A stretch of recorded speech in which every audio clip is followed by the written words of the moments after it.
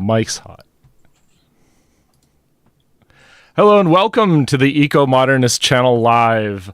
I'm Carl Pauls. I'm joined with Tim and Gabe, and I think I've got Eugene on the phone as well as Christopher Bergen. So we had this momentous week where the California legislature, both parts of their legislature, I think they have an assembly and a house, if I'm not mistaken, only 3 legislators voted against extending Diablo Canyon by 5 years. And I'm sorry we had a troll actually pop in who doesn't really understand the science behind how earthquakes and nuclear reactors interact. For their benefit, I'll briefly review. On 3/11/2011, we had a Tohoku earthquake. And of course, that caused a tsunami, massive tsunami. Japan's coastline, fairly gradual and sloping. And so as the water approaches that slope, it piles up and creates an enormous wave. Really, really drastic wave. Now, Fukushima Daiichi, being quite close to the water, very, very close to the water, as well as having backup generators right at or below grade in the bottom of that building, meant that tsunami knocked out that plant. Now, who can tell me the difference between a tsunami and an earthquake in that scenario? And in fact, the difference between Fukushima Daiichi and Diablo Canyon. Not only is Diablo Canyon much further off the ocean level, but the California coastline is a very drastic slope compared to Japan.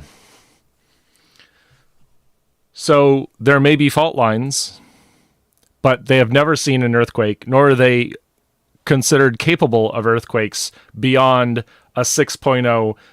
Let's say the scientists are wrong. Let's say an order of magnitude off, so you can get a 7.0. There's no tsunami. And in fact, with Fukushima Daiichi, the plant was not directly harmed by an earthquake, and Onagawa power plant was half the distance from the epicenter of Tohoku. It survived. The townspeople sheltered inside. It was amazing. It was not at all a earthquake-related disaster. It was a tsunami-related disaster, and Diablo Canyon does not have a tsunami problem. Even if it did, after Fukushima Daiichi, all of the NRC-regulated plants went through a beyond design basis backup scenario planning exercise. And so absolutely everyone is, oh, Tim, I see. So, sorry, let me get us back on track. Lost my train of thought.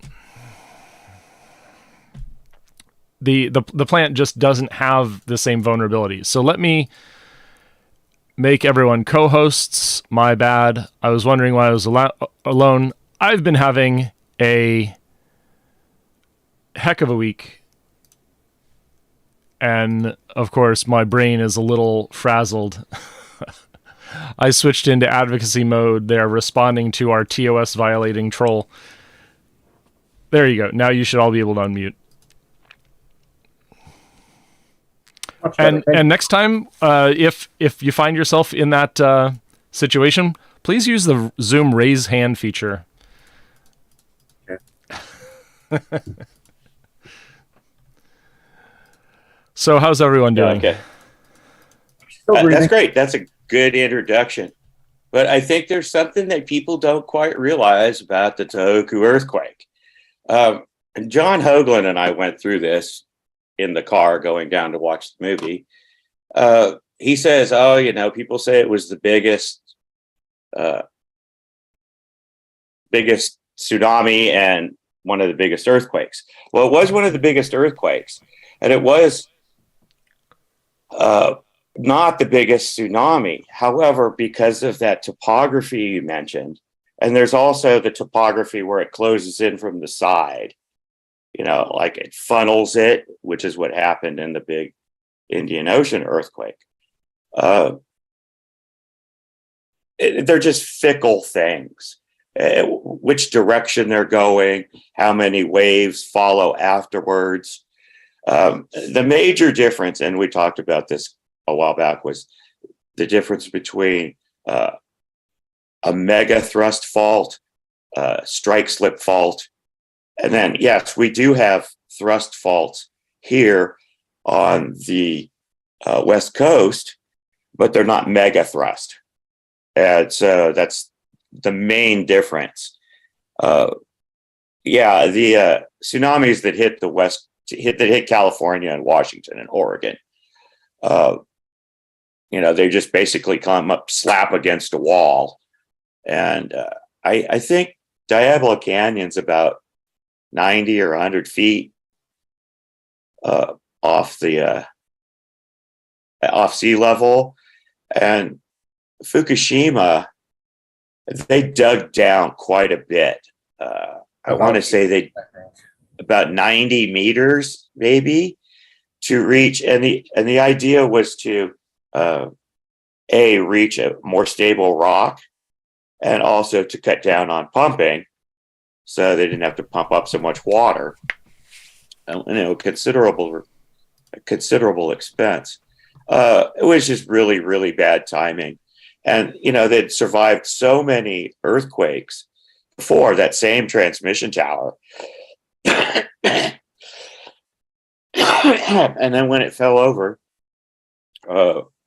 it was just a huge surprise. I mean, it was just the way the ground was moving that it knocked over this tower that had survived so many earthquakes before. And then about the tsunami, there were people who died in approved tsunami shelters that they had used before. They just all went down to the tsunami shelter, and then they thought they were safe, and wham, they weren't. They're enigmatic, fickle, destructive things. And the fact that the plant survived at all is really remarkable. And it's really unfair. These people, I wish we could get a copy of that movie that they made about I think it's called the Fukushima 50. And right. And then I've read Station Blackout by Chuck Casto. He was an NRC appointed by Greg Jasko to go to Japan about a week after, I think, and assess the situation, much like, what's his name? Zaporizhia, Rossi. Yeah. And, his book is called Station Blackout. I thought it was okay.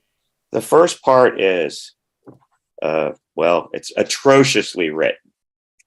And, but I mean, it's just, he's not a writer. He's a guy that went to Japan, and I think he was an operator, but I'm not sure. And working for the NRC, and he was a very popular there. Now, Andrew Stewart Johnson Daniels, he wrote, after Fukushima, What We Now Know. He has nothing nice to say about Chuck Casto's book. And he says it's just atrociously written. And so. Yeah. So what are these people, these same people are predicting things about Diablo Canyon? Are any of them correct? Well, I think the earthquake stuff is, there's thousands of earthquakes. And when they did the geology on Diablo Canyon, why they picked that spot, I don't know. I mean, it's perched on the side of a cliff at the end of a goat trail. They didn't have the kind of, geology equipment that we have now, nothing like it. And I think that they've discovered more faults, but they're probably pretty small. And when I was at Diablo Canyon, we didn't get to go tour the turbine building because their computer went down. But we did get to go into the simulator, and Heather just signaled to the simulator operator to start an earthquake. And you hear the sound, and all of these alarms and stuff go off, and there's Heather standing in the middle of it, doing what she does when the computer scrams. And it was, oh my God, it was a highlight of my activist life. I was just, it was amazing. And it all happens in just seconds. You can see there's a modern display but it's with LEDs. It's not a screen. And that's where the control rods are. And they go down really, really fast. They don't go down very fast because there's water pumping against them. But they just go down gently and right into the core, into the fuel assemblies. And from then on, the reactor is safe. You know, if they lost power like they did at Fukushima, and I don't know if they have these at Fukushima. I'd like to ask somebody. They have what's called Terry pumps. And these are steam operated pumps, and they're very common in industry, like big ships. They have extra steam, and so they can run stuff off steam. Pumps mostly. But they can probably run generators off of. And as long as you're making enough heat to make steam, you can run these pumps. It looks like they have a lot of electronics on them and electrical stuff, but I imagine all of that could just be run by small batteries, or once it gets started, it's mechanical. I don't know how they work, but they are steam powered. They do not require any electricity. They might require electronics to run. And they'll pump water. And I believe the Terry pumps are also emergency injection pumps, which can pump 2,500 PSI through a 1-inch hole for 72 hours, maybe, which is just amazing. By that time, your reactor's cooled down, and we call Zaporizhzhia that's sort of right what happens. Is that it's an exponential fall off of power. So at Fukushima, it was 24 hours until they actually had a dangerous or disastrous scenario.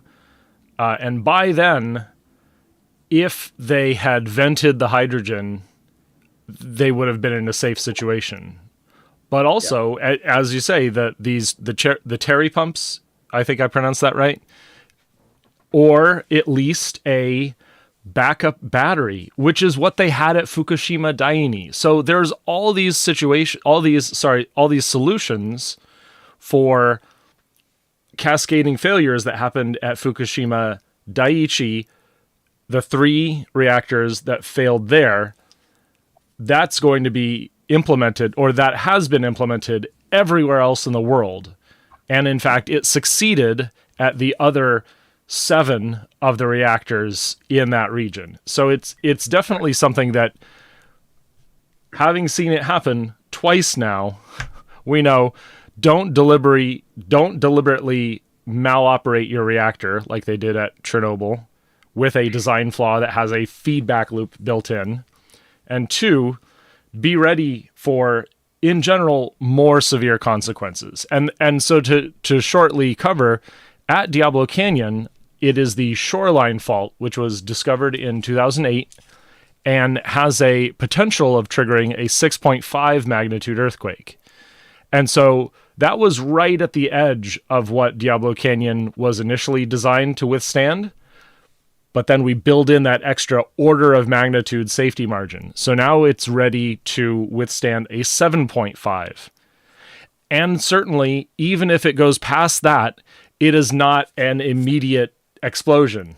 These things take time. They build up to bad consequences over time. and we have the beyond design basis process where we are ready for all of these beyond design basis accidents. So yeah, even if it was hit by like an 8.0, a 9.0, I don't know. I can't really predict at that point, but we know 9.0. We know that we'll be ready. Yeah, if it was like Tohoku, it would be a 9.2, and that would be tremendously damaging. That would kill tens of thousands of people. I mean, I don't think that my home is rated for an earthquake that strong. I would be in trouble. There's something else to be. I was awake for the Napa earthquake. Chris, go ahead. Oh my God, go ahead. Yeah, just a moment here. But something else to keep in mind is it was a combination of ownership and management and regulatory, which allowed Daini and Daiichi to fail. Onagawa had different owners, different management. And the same thing in the US, we have a strong regulator that can shut down the reactors if they find something wrong. Japan was weaker at that time. They've changed regulators or upgraded regulator systems since then. But yeah, we don't have, the people are just trying to slide by at Diablo. Very different. Right. My colleague. Sorry, go ahead. Yeah. And the human weakness has only been a problem at Chernobyl and at Fukushima so far. Yesterday, right before I went to see this reporter on Facebook, instant messaging, I've been a fan of hers. Her name is the Bitchy Pundit. She's been online for 15 years, and she's married to Andy Borowitz, who writes that it's almost like The Onion, but it's he writes for the New Yorker. She's socially very highly placed in New York, and she writes under this pseudonym called the Bitchy Pundit. Yesterday, she went full on anti-nuclear with me. I mean, just all of the classic stuff. Linked me to Union of Concerned Scientists.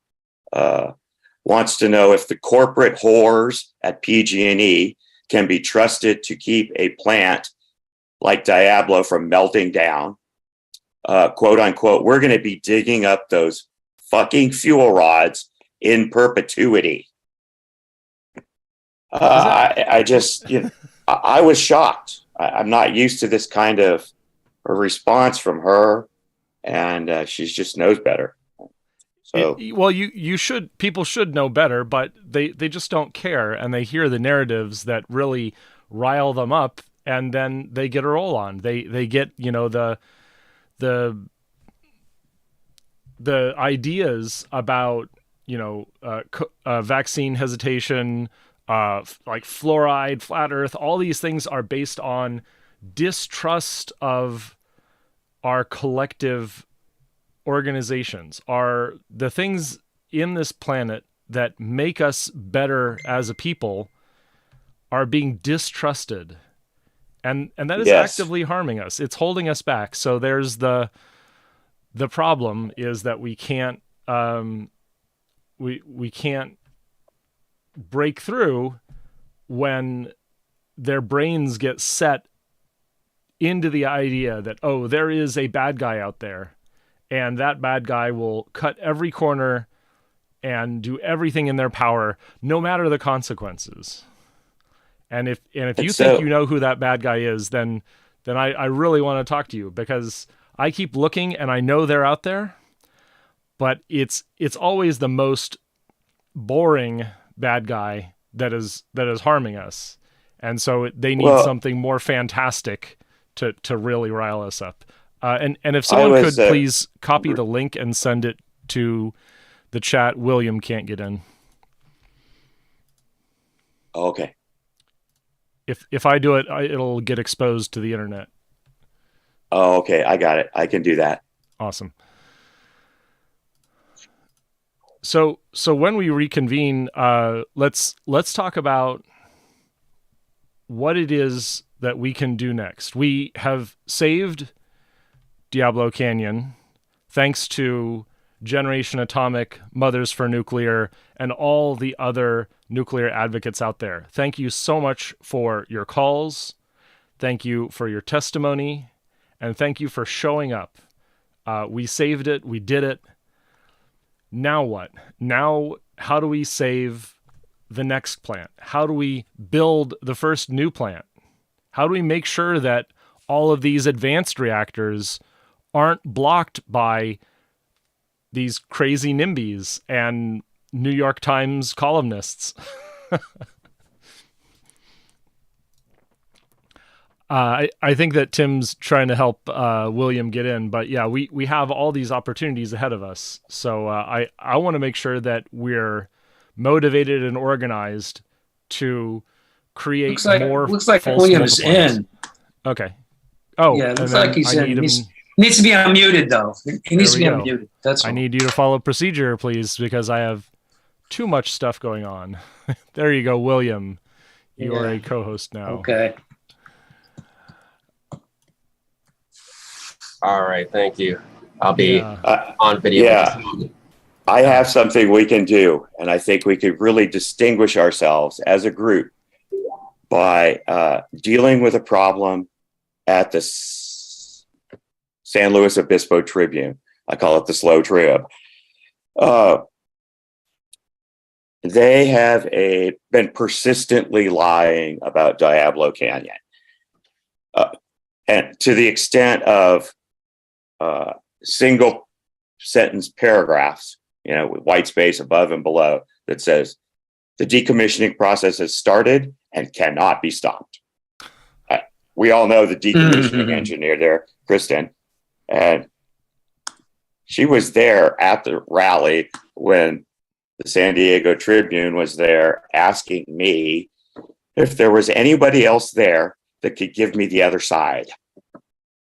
Seriously. They came up to me, of all people, and said, is there anybody here? I don't think she expected me to do it, that can give me, the other side. And I just said, look, you got to stop this. You can't do this J school paradigm anymore, where you print something that it's a zero-sum game.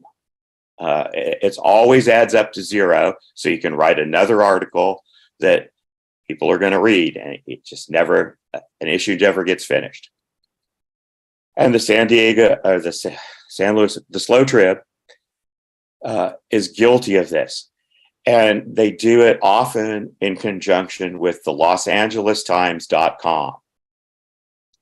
I forgot to ask her yesterday. I asked her before text, but forgot to ask her yesterday. Is the LosAngelesTimes.com a fly-by-night print any bullshit organization, the same as the venerable and good source, well edited Los Angeles Times newspaper? I don't see. I need a copy of the Los Angeles Times because I don't think they would print a Harvey Wasserman article. I don't know. Carl, do you have something, or did you have something years ago in Seattle probably called the Seattle Reader? Maybe it's still there. A newspaper. You mean a free paper? A free newspaper. Well, we have two. We have the fantastic, award-winning Stranger, and we have the more corporate advertising, a couple different ones. But yeah, then we've also got, we used to have two competing papers and one of them shut down. So we are nearly entirely a media monopoly, but we do have a bit of independent media here between the Stranger and the paper that our houseless friends try to sell on the street, which is, the name is escaping me now. About 10 years ago, very, very popular with my crowd and maybe younger people too. Los Angeles Reader, San Diego Reader. They were generally basically the same sort of paper, and same format and everything. And this is where these guys like Harvey Wasserman got started. They were able to print these articles, to write these articles that were popular. And they've since moved those sort of underground, not mainstream papers, who often needed material no matter what it was. They've moved to online. And so they get a lot of credibility from latimes.com, which I don't think that they would get from the actual newspaper. So, and the SLO Tribune picks them up often. And I think we can, as a group, make a difference by trying to get the SLO Trib to retract some of this crap about Diablo Canyon. And I've been wondering all along why Heather and Michael Schellenberger and some of these other groups, especially like at the rally in San Luis Obispo, why nobody really called them out. And the only thing I can figure out is because they're local. They work at PG&E, they work at the SLO Tribune, and you just kind of can't call your local paper out, you know, because you live there. They're your neighbors, they're your friends. You want them to print your article later on. So maybe we could make a better difference from the outside. Although outside papers tend to ignore people from outside their region, just like congressmen always ask you what your zip code is, and if you aren't in it, they're not interested. And calling in is even worse because they'll just put an area code to they only accept area codes from their constituents. Right. So calling is really tough. I don't think they listen to emails. I don't know. So I don't know how we would go about this other than just maybe write a letter to the editor and get a lot of people to sign it. But it seems like saying that Diablo Canyon's decommissioning is already underway is a lie. Mm-hmm. And they're using all the money they've spent trying to shut it down as justification for shutting it down. You know, it's just, and I get that question. I got this question from the reporter yesterday. We've spent all of this money, you know, and we're going to have to spend more money chasing the other money. And yeah, okay. Emissions first. Yeah. Well, we're about to have a deadly heat wave here next couple of days. It's scary, scary, scary shit. And I mean, if they'd shut down Diablo, you know, last Wednesday, like they did Indian Point one day, I think we'd have blackouts. There's no doubt about that. It's just something I think we should, it'd be a fun project. We would look good doing it because if we could get our name in the paper and get them to retract some of the crap they've said, you know, I think we could distinguish ourselves and really call them out on that J school paradigm. Reporter yesterday was, I can't say she was happy with what I was saying, but I think she really understood what I was telling her. And, you know, there was definitely, from what you're telling me, there was a lot of cognitive dissonance there because everyone she's ever talked to wasn't telling her what you were. Right. Exactly. You know, and the fact that I told her about how they get the fuel out of the reactor, they fled that thing. And I think the minimum is 32 feet. So there's 32 feet of water between you and a hot fuel assembly. Right. I think they put it in a sleeve or something also. I'm not sure. But the fact that it never, ever sees air again, the top lip of the reactor, I don't know if I shared the picture. I don't know if anybody commented or anything. It shows a picture of a guy standing on the lip of the reactor, watching them put fuel in, right? It's the last time anybody would ever stand there. Yeah. Why is that? Because it's always going to be under 36 feet of water. And this is all around the reactor. The reactor's down in a hole underwater. And, you know, the realization that fuel stays underwater for 10 years? Yeah, until at least a year after it comes out of the reactor. It stays in water. I don't think they pull it out of a cooling pool in a year, do they? That's what the NRC requires, and I think that for certain circumstances they will lower that. But indeed, there's such a thing as dosimeters and Geiger counters, and so we know it's not a mystery how much energy is coming out of these things. We immediately well, it actually has become a mystery. I mean, because a guy I know says 20, but a guy I know, and he's really smart, Michael Froscher, says 20 megawatts per fuel assembly. That seems excessive to me. I mean, I don't even see 20 megawatts per dry cask. As far as I know, a Thorcon, the whole can, the whole reactor cools down to 1,500 watts. So 1.5 kilowatts. Right. I just don't see 15 kilowatts per fuel assembly. Do you? Does anybody? It's a question of when, of course, because the dry energy, cask. Yeah. By the time it gets to a dry cask, I'd have to look it up. But yeah, it is designed so that these can dissipate their heat by direct conduction through the metal elements into the skin of the metal part and cask. Yeah. And then the concrete part surrounds that. And there is air that passes over the metal part and out the top. And there's this wonderful picture of Alyssa Hayes sitting outside of the vent on the top with a Geiger counter, and it's not reading much of anything. Oh, it's not reading anything. No, there's a video I posted, and they have these guys with this little, it's like an RC car, but it's got magnetic wheels, and it can drive around the inside of the overpack and look at the canister. They have no personal protective equipment whatsoever. Pretty cool job. Pretty boring.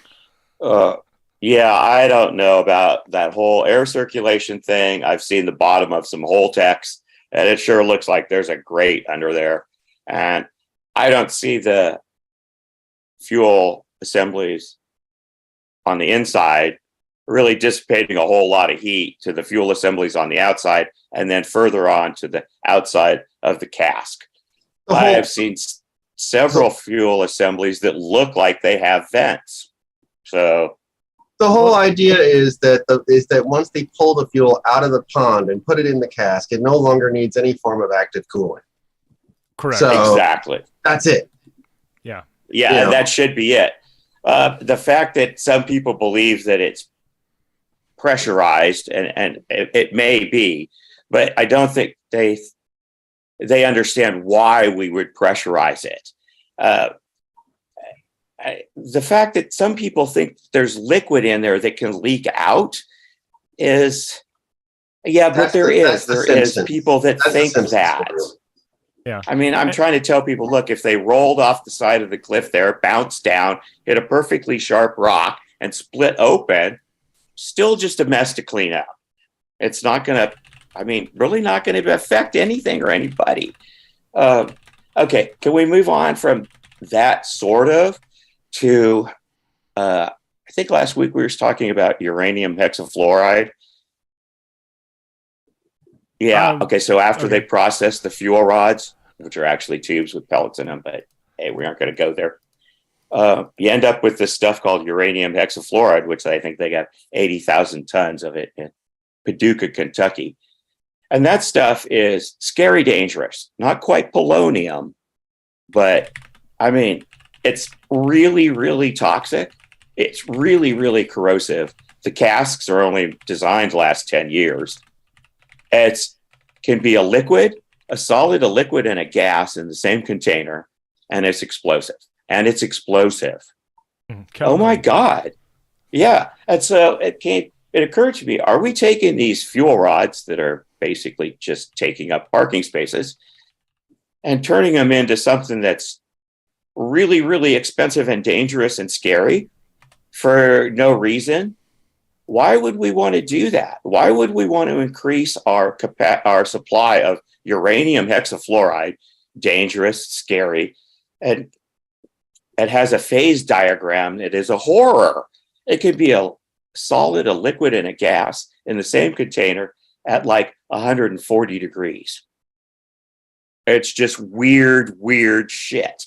And it just eats metal. And it's just, why would we want to do that? Here we've got these fuel assemblies in dry casks, which are of no concern to anybody. The volume of them is of no concern to anybody. Yesterday, do you remember that meme that shows this is stored coal waste? You're moving a little quickly on some of these ideas, and I want to come back to uranium hexafluoride. That's an earlier part of the fuel cycle, right? That's reprocessed fuel. Well, no, but it's processed uranium, and so I'm going to bring up the reprocessed fuel, which we don't do, might be with pyroprocessing. I don't think that's uranium hexafluoride. That'd be something else. Nick Tran, you're right. It's chlorination and fluoridation that produces okay. UF6. Yeah, he referred me to a paper called Partitioning and Transmutation, and I haven't read through that paper to really understand the chemical process. But here I'm looking at, and I'll put this up on stream if it works correctly. Great. Well, I think my point is whether or not we're getting the fuel from fuel. There was a 60 Minutes years ago, right, where they went to Sequoia Fuels and they had uranium hexafluoride and it exploded and killed somebody. And during that 60 Minutes, they showed pictures of these casks that were really rusty and they were in horrible shape. A lot of people think that's what we're talking about. Right. And that's early on this happened? in the process. When this happened? Back up. Sequoia Fuels, SEQ. Is this a civilian nuclear reactor? No, it's a fuel. It was a nuclear fuel processing or reprocessing plant. I can't remember. A Native American died. And it was, and 60 Minutes did a piece about it. And it was, wow. I think a lot of people, that's really the only thing that they know and remember about nuclear waste. And they just don't even know what a fuel assembly is. Yeah, let me interject something there, because this surprises me, because I've heard a gazillion times that there was 0 deaths in the American nuclear industry. And now you're saying there's 1. So it sounds like we're not telling the truth here. No, there's 0 deaths from radiation. But there's particularly 0 deaths from spent fuel. We have to caveat this in the civil nuclear sector. Right. There because we had the civil nuclear sector, yeah. And that was a steam explosion launched basically, someone was basically impaled at SL1. And we did have a death in the nuclear industry. We had a dock worker at 3 Mile Island 1 when it was shut down. They had a loading accident, and that's technically within the nuclear industry. And that was 2019, 2020? That was very recent. So, yes, there have been deaths. But I keep hearing there's no radiation deaths from nuclear power. That's what I've been hearing. In the U.S., and that is the fact, because none of these people died directly from radiation. Even SL1, it was 3 people. Steam and mechanical.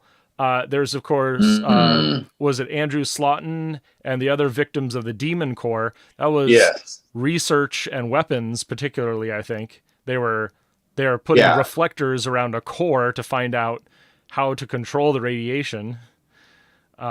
Maybe it wasn't directly weapons related, but yes, it was early. No, it was definitely related. The Demon Core was in fact a warhead core. That's what it was. Nice. That sounds like a nuclear industry radiation SL1 death.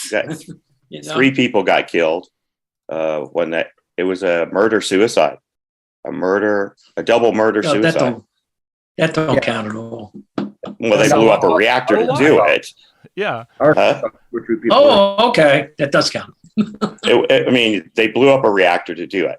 I tell people that we've had three meltdowns that you know of, but EBR1, they melted that down on purpose. So how many actual deaths occurred in the nuclear industry? Because I keep telling people zero, and I'm finding out I'm wrong. Well, you got to say zero. But I'm just repeating stuff. I'm trusting of where I should be trusting. You're not wrong. There are caveats. You're not wrong. There are caveats to this, and it's right. He's right. In the civil nuclear sector, there have been no deaths from radiation or really anything directly to do with the reactors themselves.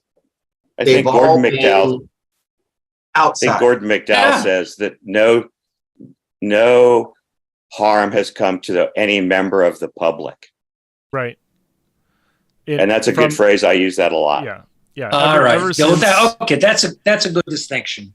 And that's an important distinction too. In addition, you can also caveat that by saying, since the NRC took over, that's an important caveat, because we went from the AEC to the NRC, and that is a whole new regulation regime.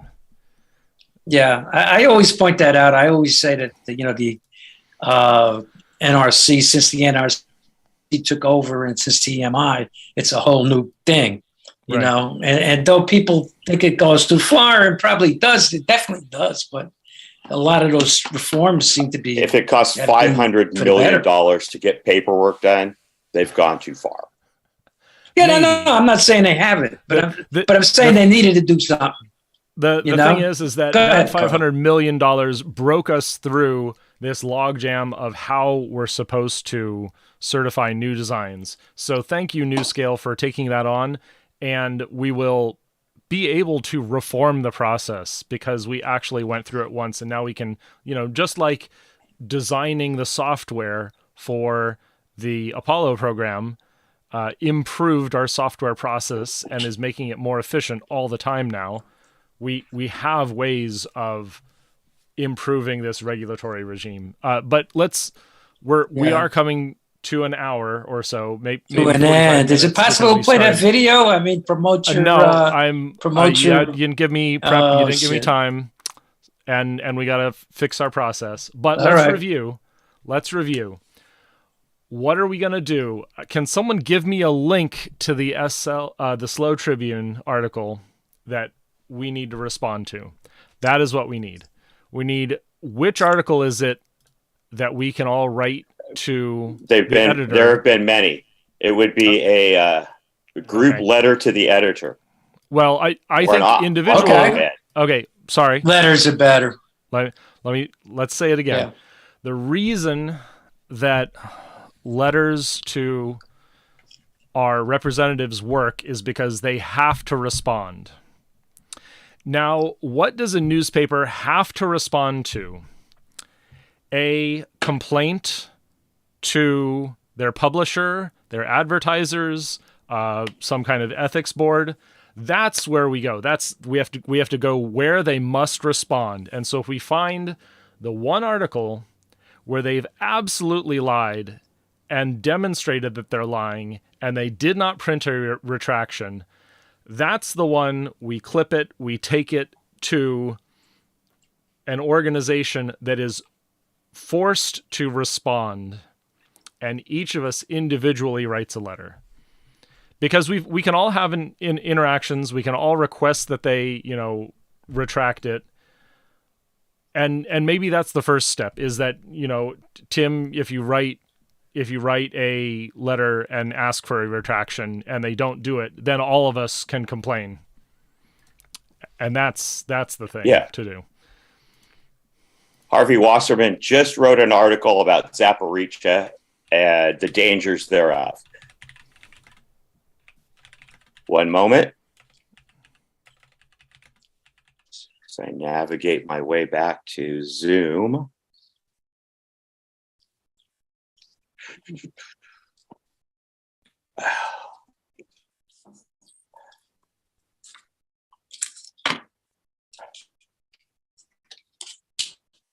He is arch enemy number one to Diablo Canyon.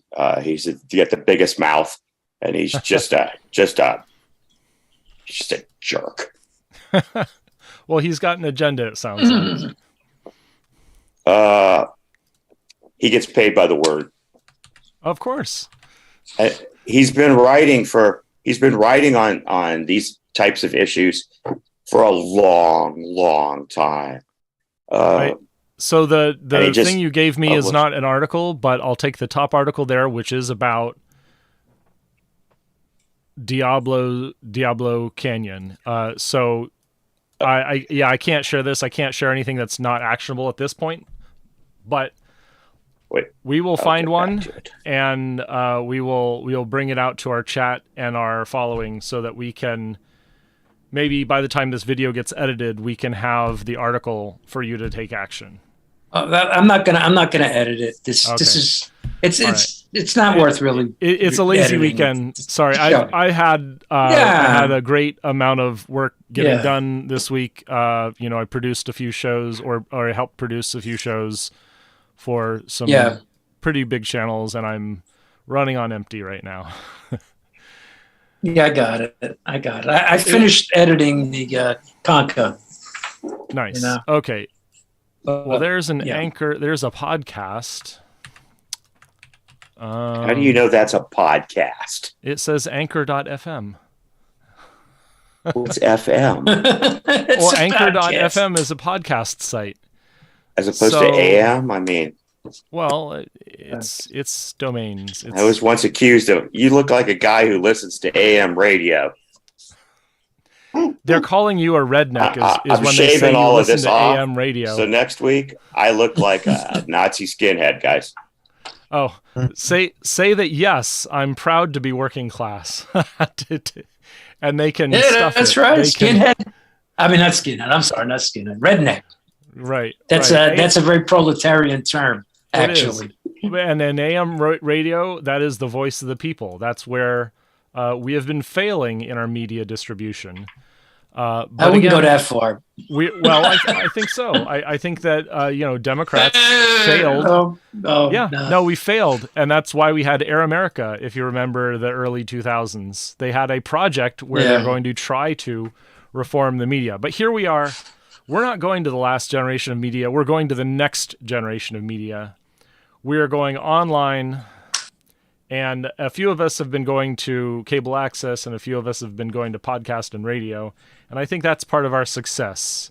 And so as we try to prepare for you this article to respond to, we need to reach out. We need to connect more people to the facts. We need to connect more people to the things that matter. And those are a high energy society. And I don't mean American, Canadian levels. I mean more than 300 watts. That's what sub-Saharan Africans live on. And it is a hard life. And we need to bring basic energy justice to the world. We need to bring everyone in the world. 4 billion people in energy poverty are going to come up to a European or urban Chinese way of life. And that eliminates poverty. That emancipates women. That leads us to a future where we are not, half of humanity is not starving on a daily basis and is not enslaved to the other half. That is how we liberate people, by enslaving electricity. And the only ethical way of doing that for the long term is using atomic reactions, be it energy from the sun captured in orbit and transmitted. Someday we'll get there. Be it fission, be it fusion. This is the way. It is all star energy. We are all made of star stuff, and that's where we need to get our energy from, not these primitive chemical reactions. So I hope you've been having a great time out there, everyone. We're going to wrap it up and get to some business. So, Tim, take us out. Emissions first, peace and justice will follow.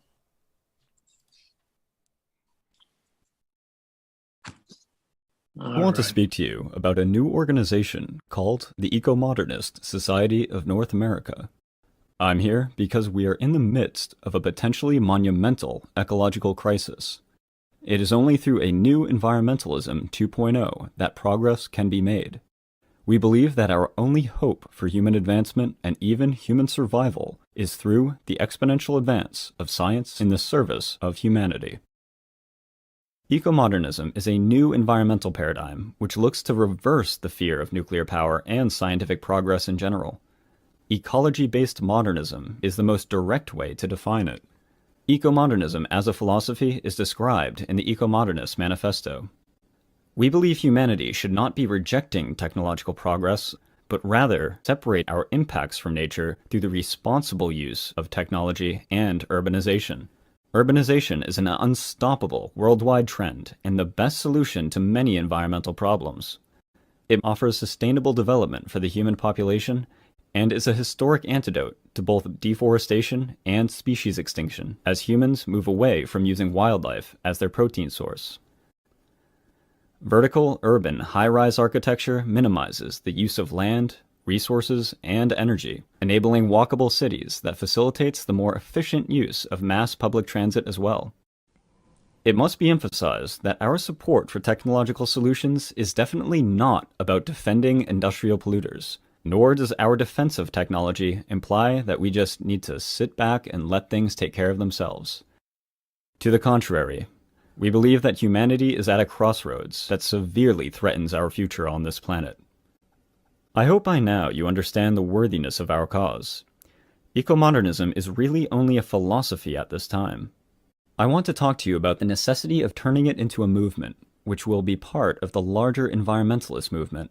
For it is only through our presence and participation that there can be any hope of moving environmentalism in the right direction.